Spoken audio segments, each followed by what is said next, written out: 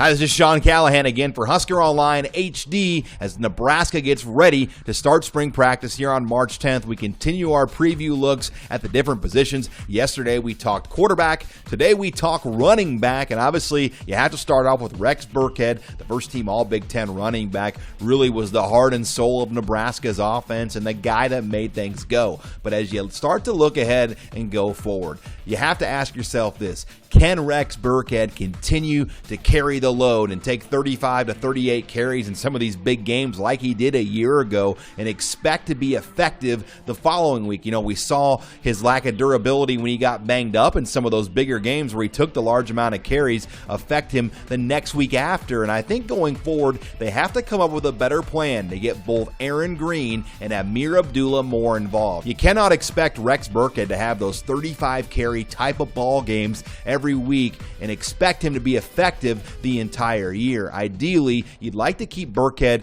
in the mid-20 range for most games if you can, but obviously you know this offense is really going to work around him, and he gives Nebraska such a distinct advantage because of his ability to constantly get you 4 to 6 yards on every carry. It's going to put Taylor Martinez and this offense in better situational positions where they can move the ball and keep defenses off balance. As for Aaron Green and Abdullah, I think the biggest thing with those guys is they need to grow both physically and mentally. We saw flashes from both of them as true freshmen, but they both need to get a little bit bigger, and I think they just need to get more confidence and swagger, and that's going to come with reps in this offense. Obviously, Green was frustrated at times because he didn't maybe get the carries he thought going in like he thought maybe going into his freshman year, but that will come. I think Green's got a real opportunity to move into that number 2 spot behind Burkhead, where Abdullah is kind of that jack-of-all-trades guy. He's going to be Nebraska's kick and punt returner. He can play in a slot receiver role. He can do a lot of different things, and I think there's going to be room for all three of these guys. Obviously, Braylon Hurd has made the move this spring from running back to defensive back.